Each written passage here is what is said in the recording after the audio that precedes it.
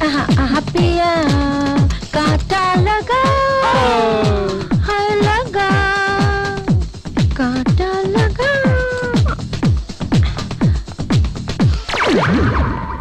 A special item for a special person. Rahul. ওটা রাহুল কে গেলাবে নাকি? এই সব Kartik da. বাধা দিও না। No. Mind your own business. Huh? A special item for a special person. Rahul.